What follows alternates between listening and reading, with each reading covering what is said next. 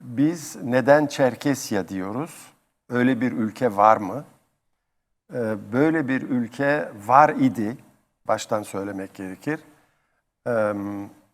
Bu ülke şimdi bugünkü tanımıyla Sovyetler Birliği dağıldıktan sonra özellikle Sovyetler Birliği dağıldıktan sonra Bağımsız Devletler Birliği diye bilinen şimdiki Rus Cumhuriyetler, Rusların egemenliğindeki cumhuriyetler, işte o Kafkasya'dakiler de dahil, işte Azerbaycan, Kırgızistan, Türkmenistan vesaire, hepsi o birliğin içindeler ve bağımsız devletler olarak varlar. Çerkesya şu an Çerkezya devleti var. Çerkesya diye bir ülke var idi. Ha pardon, evet, Evet, buyurun. var idi. Şimdiki durumları işte haritada gördüğünüz gibi Çerkesya, Kırım Yarımadası'ndan Çeçenistan'a doğru uzanan Kuzey Kafkasya diye bilinen Kafkas Dağları'nın eteğinden ovalara kadar olan Kuban Irmağı'nın çevresinde yaşayan Çerkeslerin olduğu yer idi. Ama tarihte özellikle bu dava, çok derinlere gitmek istemiyorum, Korkunç İvan zamanında Kanuni Sultan Süleyman döneminde başladı. Çok derinlere. Yani birisi güçlü bir Rus devleti kurmak için yola çıkmıştı ve kurdu. Öbürü de Osmanlı Devleti'nin, adı oradan geliyor, kanuni, yani yasa yapıcı devlet adamı olarak onların dönemine, 1500 yılları sonrası. Tabii büyük devlet olunca sınırlarını korumak artı sınırlarını genişletmek diye bir şey söz konusu. Aynı zamanda sınırları korumak nedir? Ruslar doğuda Tatarlara karşı savaşıyorlardı, Volga Irmağı'nın orada. Güneyde de, Güneydoğu'da da karşılarında Kafkas Dağları dedikleri Elbrus en yüksek noktası. Orası gözlerine, sınır olarak orası gözüktü. Ama Osmanlı'nın da Kırım'da gözü vardı. Peki buralar neydi? Daha çok o zaman, nasıl söyleyeyim, bir birlik sağlanmadığı için Çerkesler arasında, öyle bir şey olmadığı için o bölgeye o zaman Ubuh dediğimiz bizim Ubuhlar, Şapsıglar, Çerkeslerin 12 boyundan boyları var. Aynı Kürtlerdeki Çerkes boyları. Evet. Çerkes boylarından. Yani Şapsıgların ve Ubuhların yaşadığı bölge, bugünkü Soçi, Krasnodar'a kadar olan yer, şimdiki yukarıda Krasnodar'a kadar olan yer. Bir de bundan 4 gün önce Ukrayna'nın bombaladığı liman kenti bu işin içindeydi. Yani Rusya kuzeyden güneye giderken düz olan deniz kıyısında, Karadeniz'de hakimiyet kurmak için orayı ele geçirmek istedi. Savaş böyle başladı kısaca. Yani herhalde izleyenler için. Soykırım öncesini anlatıyorsunuz değil mi? Tabii, soykırım öncesi bu. Yani coğrafyayı kafamızda canlandıralım evet. diye. Evet. Yani Çerkesya denilen o toprak parçası ya da ülke var idi. Gördüğünüz gibi harita Rusça ve orada Soçi gibi önemli tarihi bir yer de oraya Çerkezya'nın şehri. Yani bu harita 1500 yıllarından beri var ve oraya Rusların kendisi zaten Çerkesya diyor. Anlatabildim mi? Ondan önceleri de var. Yani İsa'dan önce 300, Strabo'nun anlattıkları, Yunan tarihçilerin anlattıkları, oralar bugünkü konuya girmiyor. Bizim konumuzu ilgilendiren bölümü bu Çerkesya'nın Ruslarla ilişkisi konusu. Rusya bir emperyal bir devlet olarak hem o sınırları genişletmek, sıcak sulara inmek diyorlar ona politikada. Bu ilk karşılaştığı topluluk Çerkeslerdi. Biz kendimize Adige diyoruz. Bizim dilimize Adihabze. Yani bize Ruslar Çerkes diyor, Türkler Çerkes diyor. Ne bileyim, Çerkes tanımı üzerine çok tartışmalar yapılıyor. Ama konuya gelecek olursak, işte ilk çatışma o bölgedeki Çerkes boylarından Ubuhlar, Abzeşler, Abazalar değil. Yani bizim boylarımızdan biri de Abzeşler. Ondan sonra işte Kabarteyler, bugün işte Kabartey Cumhuriyeti, Balkar Cumhuriyeti diye bilinen cumhuriyetle başladı. Ama özel olarak savaş Şapsıg ve Ubuhlar üzerinden oldu ve yüz binlerce insan öldürüldü. Sadece ve sadece 1786-70, yanlış bir şey söylemek istemiyorum, halk sayımında, nüfus sayımında Şapsığırların nüfusunun 362 bin olduğu söyleniyor. Savaştan sonraki nüfus 34 bin. Yani sadece öldürülen Şapsığır 300 binin üzerinde. Boyutunu anlatmak açısından söyledim bunu. Bu rakamların çoğunu 2012 yılında bir Amerikalı profesör, Walter Richmond diye bir profesör Avrupa Birliği'ne taşıdı. Orada belgelerini sundu.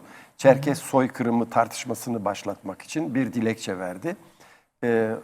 Onunla ilgili yaptığımız bir söyleşi yakında yayınlanacak. Çerkes yakındaydı. Peki bizim de devam edelim, soykırıma devam edelim. Evet, bu savaş Ruslarla Çerkesler arasında bir çatışmanın başlangıcı demeyelim ama yani önemli bir aşaması oldu ve sonrasında soykırım devam ediyor. Nasıl gelişti, neler oldu? İşte bu savaş, bu çatışmalar önce Çerkes boylarıyla oldu, sonra öteki taraflara yayıldı. Örneğin bugün bildiğiniz Nalçık diye bilinen kent bir Rus garnizonuydu. Yani orası bir kasaba, bir şehir değildi.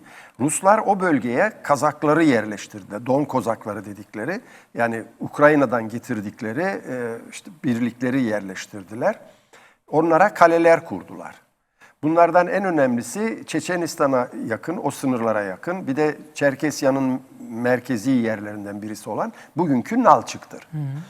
Orada onu kurulunca bu defa diğer Çerkes boyları da işin içine girdi. Yani kabarteyler girdiler.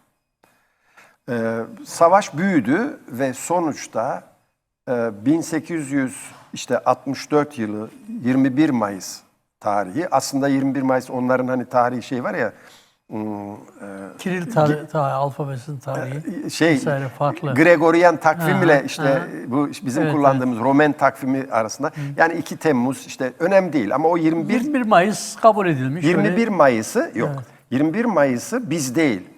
21 Mayıs'ı Ruslar ya da Çarlık Rusyası Çerkeslere karşı kazanılan zafer diye, yani savaşın bittiği tarih diye onlar ilan ettiler. Ve bunu bir zafer diye sundular. Orada kötü olan bir şey, bu konuya tekrar belki döneceğiz ve de belki de dönmek zorundayız. Dönelim. Evet, 2012 Çerkes soykırımı tartışmalarında. Putin'in en büyük açmazlarından ya da gaflarından birisidir. Çünkü en büyük savaş, en son savaş bugünkü Soçi'de, yani kış olimpiyatlarının yapıldığı kent aslında tam orada değil. Soçi'nin merkezine 20-30 kilometre uzaklıktaki Krasnaya Polyana denilen bizim Çerkesçe'de Kaba dediğimiz bir kentte oldu, bir bölgede oldu. Biz oraya Kanlıçayır diyoruz. Çünkü son Ubuh ve Şapsık ne diyeyim, gerillaları ya da savaşçıları ailelerini sahile bırakıp oraya gidiyorlar. 15-20 bin kişi ve son neferine kadar orada ölüyorlar. Çünkü o zamanki şeye göre bir defa ateş ediyorsun, sonra iş kamaya ve kılıca dönüşüyor. Ama karşıdaki asker sayısı 100 bin, 50 bin. Onlar top ve de çok daha fazla silahla bunları tarayıp orada öldürüyorlar. Dolayısıyla o Kanlıçayır dediğimiz yer Çerkesler için bu anlamda savaşın bittiği, o resmen bittiği anlamında, bir de o olayın dehşeti anlamında. Yani orada son Çerkesler... Bir soykırım yapılarak bitiriliyor savaş yani. Yani savaş orada bütün son Çerkes savaşçıları öldürüyorlar. Dolayısıyla geride kalan Çerkesler için orasının önemi büyük. Ve orası her yıl ziyaret edilip işte çelenk konuluyor. İşte bildiğiniz şeyler yapılıyor. Anma törenleri yapılıyor.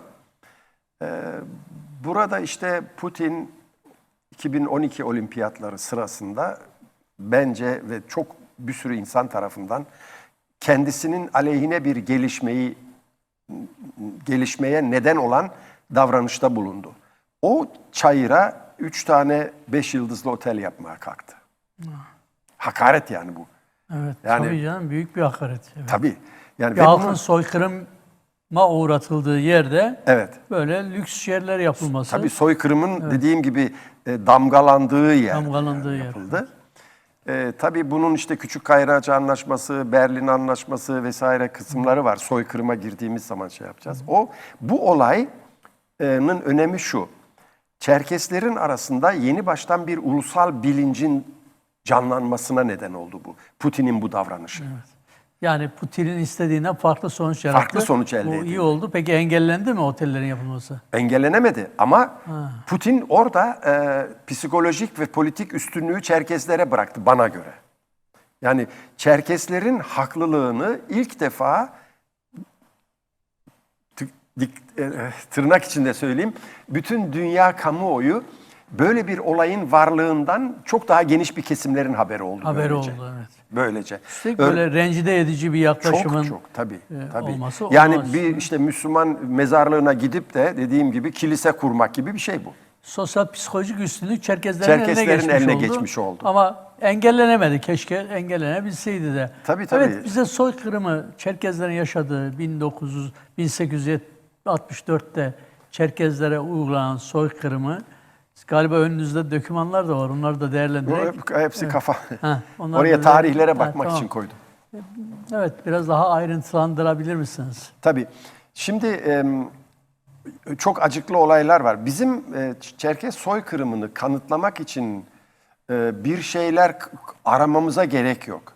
Çünkü gerçekten de çok çirkin bir şey ama o zamanki devletler bu yaptıklarını Osmanlıca tabiriyle ibret-i alem fikriyle yapıyorlardı ve saklamıyorlardı. Çünkü o zamanın Çarlık Rusyası'nda general olarak görev yapan Polonyalı, Alman generaller vardı. Mesela en önemlilerinden birisi General Sas. Bu Çerkeslerin insan olmadıkları, barbar oldukları iddiasındaydı. Bütün soykırım uyguladıkları halklara egemenlerin, soykırımcıların Evet, yaptığı gibi. bunlar yani insan bütün halklara. sayılmazlar. Bunlar yani kategorik olarak yok edilmesi gereken parazitlerdir diye tanımlanıyor. İşte Almanların Afrika'da yaptıkları gibi Tabii. mesela. Kürtlere yapıldığı gibi, Alevilere yapıldığı Aynen. gibi. Aynen. Şimdi orada adam şunu söylüyor. Petersburg'dan bunun akrabaları, tanıdıkları ya da arkadaşları ziyarete geliyor eşleriyle. Kafkasya'nın coğrafyasını duymuşlar. Hepsi hayran kalıyorlar yani. Dağları geziyorlar, suları görüyorlar filan. Sonra kahve içmek için bu çadırına çağırıyor. İçeri giriyorlar. Bu sefer kadınlar mendillerini burunlarına götürüyor. Hakikaten böyle. Bu da kendi anlatıyor yani. Benim anlattığım değil. Diyor ki ya niye dışarısı bu kadar güzel, hava var, soğuk tamam da yani çadır niye böyle? O da gülerek o yattığı somyenin örtüsünü kaldırıyor. Altında kesilmiş Çerkes kafaları var. Kokmuş tabii. Birden hepsi dehşete düşüyor ve diyor ki neden bunu yapıyorsunuz? Diyor ki ben bunları biriktiriyorum. Petersburg'daki ve Hamburg'daki biyolog arkadaşlarıma gönderiyorum. İncelesinler ve Çerkeslerin yani insan olmadıklarını kanıtlasınlar diye diyor. Bu bir örnek yeter herhalde. Tabii Buna canım, benzer evet. çok örnek var. Sonra sayılara vuruyorlar işte bir tane Rus askeri ölürse işte 10 tane 20 tane Çerkes öldürün ama çocuk kadın bakmayın yani. Ve onları Kozakları saldırtırıyor, Kazakları saldırtırıyorlar Çerkes köylerine. Çerkes elbiseleri giydirerek filan. Maksat artık şeye dönüşüyor yani resmen bir yok etme savaşına dönüşüyor. Çünkü tez bu. Çerkes insan değildir. Yok edilmesi gereken bir parazit. Yani Osmanlı İmparatorluğu Ermenilere aynı şey yaptı. Alevilere aynı şey yaptı. Türk Devleti Alevilere Gerekçeleri şey olabilir ama soykırımın yani Mantığı ruhsal mantığı yani ruhsal bir hastalık yani neden oluyor herhalde.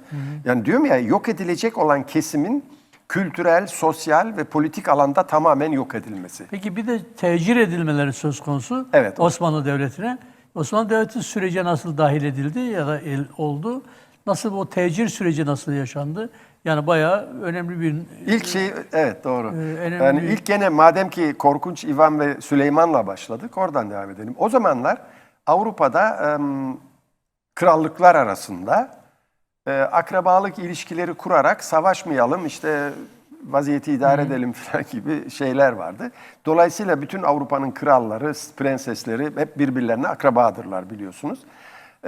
İvan da bir Çerkes prensesiyle evleniyor. Prenses benim bildiğim 3 ya da 4 ay Moskova'nın çamuruna ve havasına dayanabiliyor, ölüyor.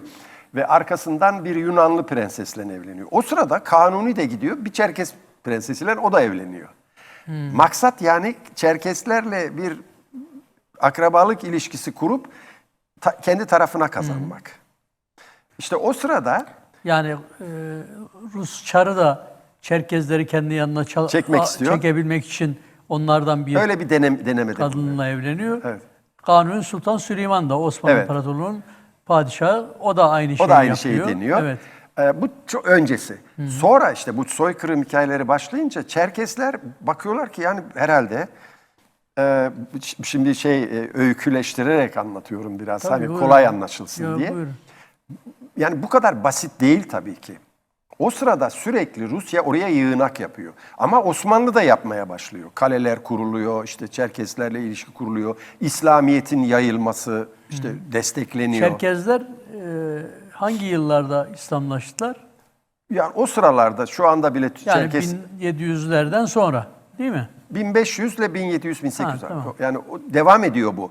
Mesela bu savaşlar sırasında Müridizm diye bir harekette başlıyor. Yani savaşta birleştirici unsur, hani bir ideoloji olmadığı için, Çerkesler arasında da bir birlik olmadığı için din bütünleştirici bir ideoloji olarak kavranıyor. Yani Hristiyanlara karşı Müslümanlar. Bu da Osmanlıların işine geliyor. Çünkü zaten Osmanlı-Rus Savaşı da başlamış. Biliyorsunuz 1876, ondan öncesi de var. Balkanlarda ne bileyim savaş devam ediyor. Yani hep bütün bu olaylar sadece Çerkesya'da değil. Sonra işte bu savaşlar sırasında diyor ki Osmanlı en sonunda yani 1800'lerin sonunda 50'lerde hem o savaşlarda yitirilen topraklar hem de yitirilen nüfus diye bir sorun da var. Yani Osmanlı'nın egemen olduğu imparatorluk sınırları içerisinde Hristiyan çoğunluk var. Müslümanlar azınlığa düşüyorlar. Dolayısıyla kendilerinden yana olan aynı din kardeşi diye görülen bir grup isteniyor. Mesela isteyenleri yani Çerkeslerden isteyenler Türkiye'ye gelebilir denmesinin arkasındaki iki şey var. Bir, bunlar savaşçı bir millet. Zaten 150 yıldır savaşıyorlar. Yani özür dilerim de Evet. Çarlık Çerkezleri öldürdü. Yaşayanlar da Osmanlı İmparatorluğu'na sürdü mü yoksa Osmanlı İmparatorluğu onları istedi mi? Önce sürmek istediler. Yani Ruslar sürdüler tabii ki yani. Ruslar onlara bir seçenek bıraktı. Ya Kuban ve çevresine yani o dağları terk edeceksiniz.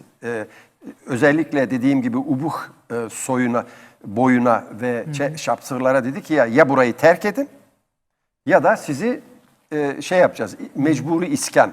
Yani Kuban ırmağı var biliyorsunuz Kafkasya dağlarının arkasında Karadeniz'e dökülen. O ırmağın doğu bölümüne sizi yerleştireceğiz. Onlar da reddettiler. Yani burası bizim vatanımız. Niye burayı terk edelim? Haklı olarak.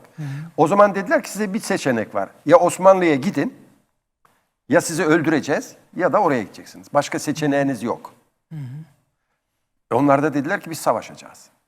Doğru muydu, yanlış mıydı orayı bilemiyorum. Ya o tarihe kalmış bir şey ama yani sonrası işte devam seçim edelim bırakmadı. oradan. Yani Evet. özgür bir seçim bırakmadı Rusya.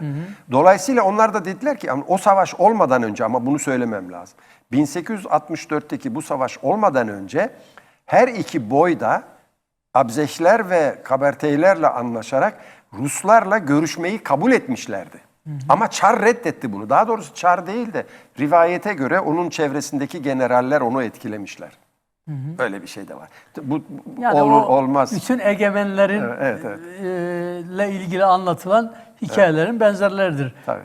Erdoğan değil de çevresi diye Çevresi de söylenir filan, şimdi. evet. Padişah bunu bilseydi izin vermezdi falan. Yani Osmanlı İmparatorluğu'na gelmeden önce anlatman gereken bir şey varsa onları tamamlayalım. Ondan sonra buraya gelelim. İşte bu.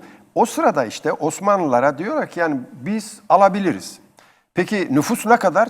Şapsığı nüfus kalmamış zaten. Yani 34 bin, ötekiler de diyelim ki 15-20 binse tamam diyor ki biz 60 bin, 70 bin alabiliriz diyor. Bu duyulunca bütün dağlardaki Çerkesler aşağı inmeye başlıyor. O işte bu dediğim liman kenti var ya Kuhabse denen, orası işte bombalanan yer. O liman kentlerine akın başlıyor. Yani 60 bin kişi gelecek yerde 150 bin kişi, 200 bin kişiyi buluyor. Ama ne ortada bir gemi var, ne bir kayık var, ne bir şey var. Ve burada çoluk çocuk sahillere yığılıyorlar. Lojistik bir destek yok. Osmanlı böyle bir şey söylemiş ama hazırlığı yok. Yani bu kadar nüfusu sen Türkiye'ye, o zamanki Osmanlı toprağına getirirsen senin elinde bir sığınmacı, ne diyor, ilticacı yasası yok. Böyle bir topluluk geldiği zaman nereye yerleştireceğin konusunda bir şey yok. Sadece diyor ki Trabzon, Samsun ve Köstence, Romanya, Bulgaristan, oralara bunları götürürüz diyor. 60 bin kişi. Çoluk çocuk. Ama 150 bin kişi birikiyor.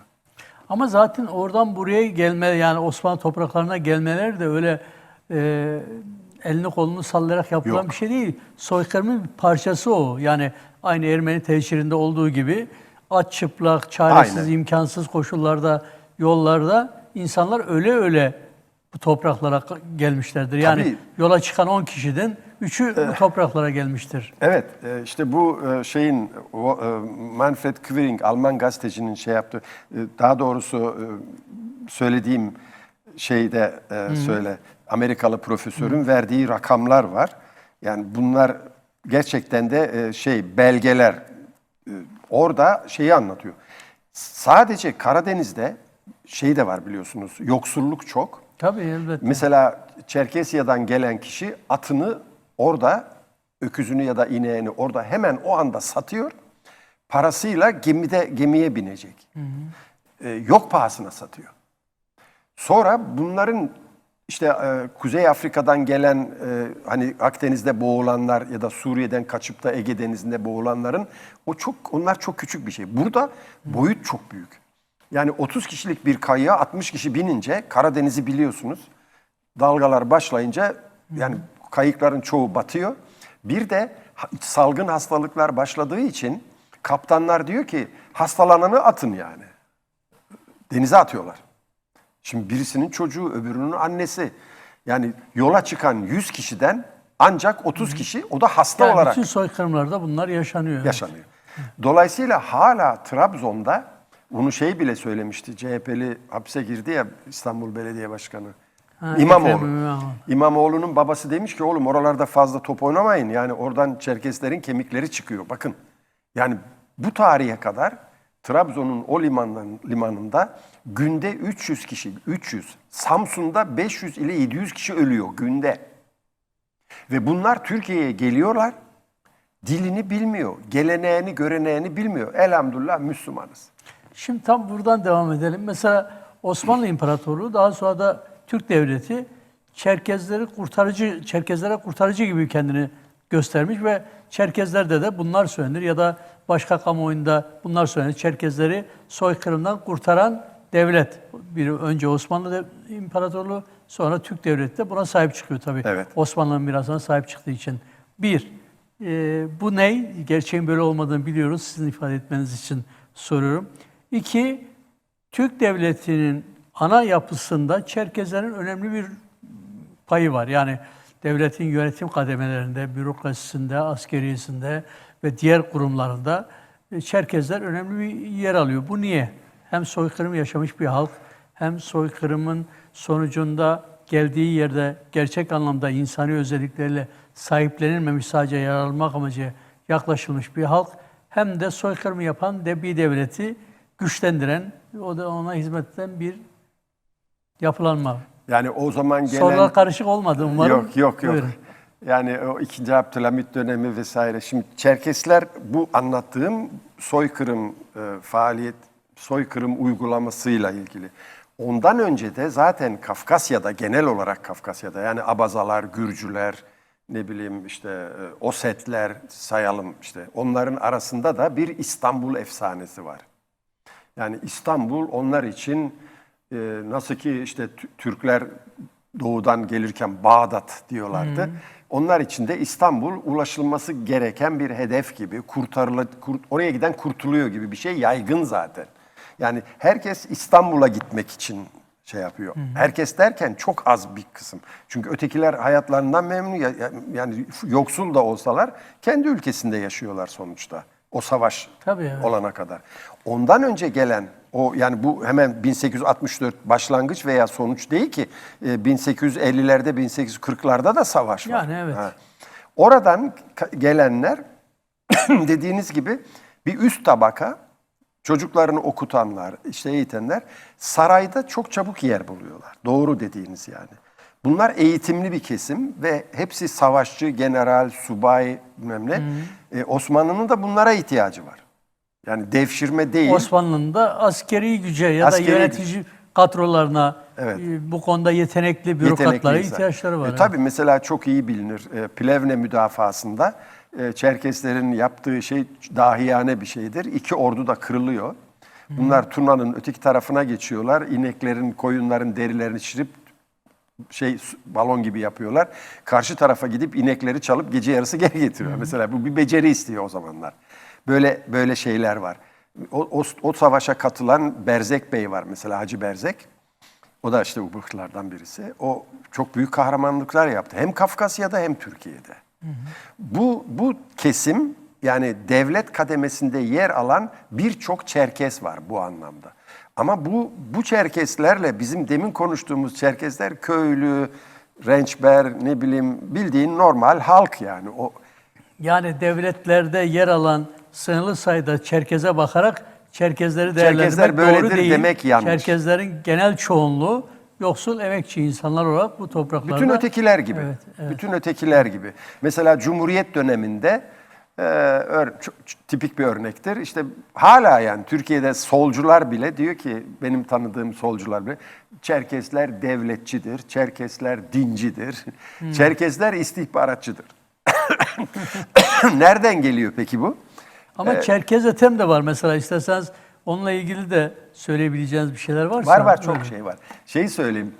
Ama bu çok ilginç. Bunu söylememiz gerekiyor. Yani Çerkesler ne devletçi, ne istihbaratçı, ne bir şey. Ama orada çok ilginç bir olaydır bu.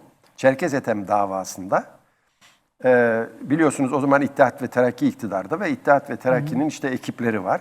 Bu ekiplerin içerisinde Celal Bayar, işte Mustafa Kemal, hepsi oradalar yani sonuçta.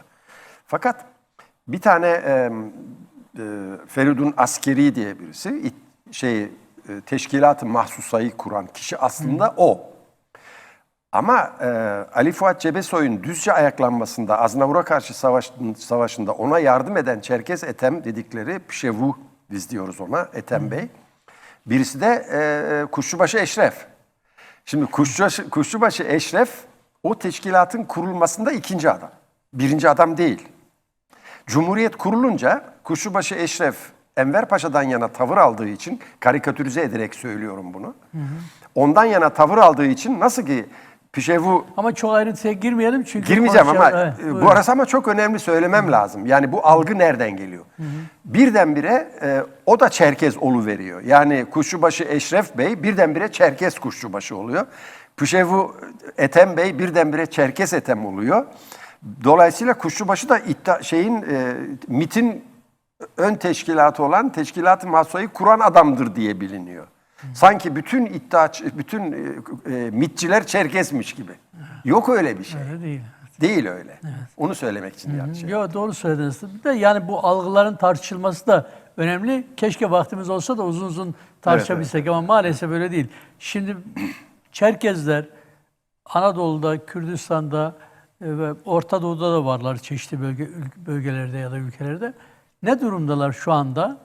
Siz o göçlerde neler yapmak gelenlere istiyorsunuz bu konuyla ilgili? bir çizgi yapıldı. Öyle kabaca söyleyeyim. Yani Samsun, Trabzon, oradan işte Maraş, Suriye. O Maraş'ta hat. da varlar Tabii canım. Çerkezler. Oraya sonradan gelenler de var. 1923 yılında Manyas'tan, Gönen'den sürülen Çerkez köyleri var. Yani onlar da oraya dahil oldular. O da ayrı bir konu. Yani sürgünde sürgün yaşadı Çerkesler. Bunu Türkiye'deki çok insan bilmiyor. Bir de öyle bir problem var. Yani Türkiye'ye Çerkesler geldi de kurtuldu. Ne zaman oldu bu Türkiye'de? 1923'te oldu. 70'te. Tabii 23. Ha 23'te. Tabii. 1923'te Çerkesler buradaki Manyas'tan ve Çerkezler- Gönen'den 36'ya yakın köyün göç kararı alındı. Bunlardan 15-17 tanesi sürüldü resmen. Yani akşam geldiler, kararı bildirdiler, sabahleyin bunları sürdüler. yani Cumhuriyet Alevilere, Cumhuriyet. Kürtlere, Aynısını yaptığının bir benzerini Çerkezler de yapmış. Yani öyle diyebiliriz. Şimdi onun neden yaptığını... Tam anlamıyla değil ama cüsse uygun değil çünkü Çerkezler Aleviler kadar ya da Kürtler kadar çok değiller. O da Dolayısıyla ayrı bir tartışma konusu tabii ki. Çünkü Cumhuriyet'in kuruluş döneminde bu işte mecliste tartışma başlamış. O tartışmada Çerkes milletvekili kalkıyor, Mustafa Kemal'e diyor ki bu da benim sözüm değil. Yani bunu belirtmemiz lazım. Yani ben anlatmıyorum. Türkiye Cumhuriyeti'nin 1922'deki meclisinin gizli oturum tutanaklarıdır bunlar. Bunu söyleyen ben değilim yani. Orada durmadan Türk Cumhuriyeti deyince bir Çerkes milletvekili kalkıyor. Diyor ki ya Mustafa Kemal sen durmadan işte burada Türk diyorsun. Bu mecliste Kürt var, Laz var, Çerkes var, Gürcü var, Arap var. Yani niye bunu diyorsun deyince diyor ki ben Türk'ten kastım Müslümanları kastediyorum diyor. evet yani yani bu- kolayını bulmuşlar. Böylece- Peki biz devam edelim. Vaktimizi değerlendirmek açısından önemli. Şimdi Çerkezler şu anda ne durumda Türkiye'de, Kürdistan'da? İşte şu Orta anda Doğu'da? şöyle bir şey var. Burası iyi bir soru yani. Şöyle bir şey var. Putin iş başına geldikten sonra çok ilginç bir politika yaptı. Çerkesya denilen toprak 4'e böldüler. Şimdi birisi Kabardey-Balkar oldu. Birisi Çerkes hani bağımsız devletler birliği ya. Birisi bak- Soçi ve civarı Şapsı oldu. Burası çok önemli. Birisi de Adigeya oldu. Yani mesela en son sayımlarda yasaktı. Nasyonalite yani milliyeti 2.3 üstte Çerkes yasaklandı. Yani ben mesela katılırsam ben oraya Şapsı yazabiliyorum ama Çerkes'i yazamıyorum. Tamam.